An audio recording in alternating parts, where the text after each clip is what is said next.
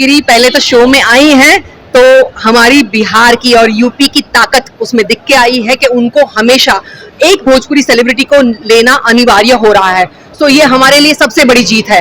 दूसरी बात है कि वहां पर जो थोड़ा सा अगर मुझे लगता है अंदरूनी पॉलिटिक्स हो रहा है तो उनको साइडलाइन किया जा रहा है।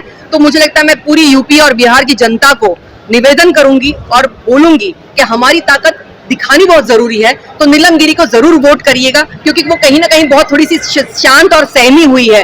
शो में लोगों के जो थोड़े मॉडर्न लोग हैं उनसे वो थोड़ी सी डर रही है या सहम रही है, किसी वजह से वो खुल के खेल नहीं पा रहे या उसको इंक्लूड किया नहीं जा रहा है, ऐसा दिखता है।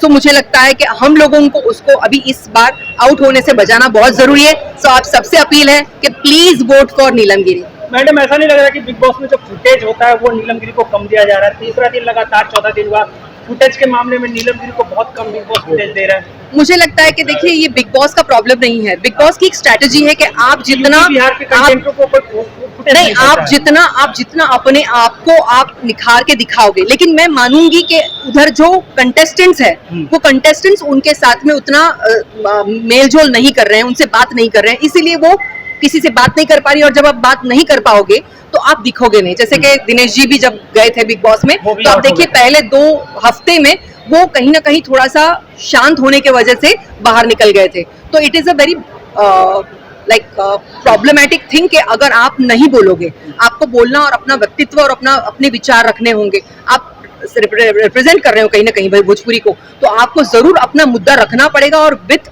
Lot of confidence in you. Thank you ma'am. Thank you.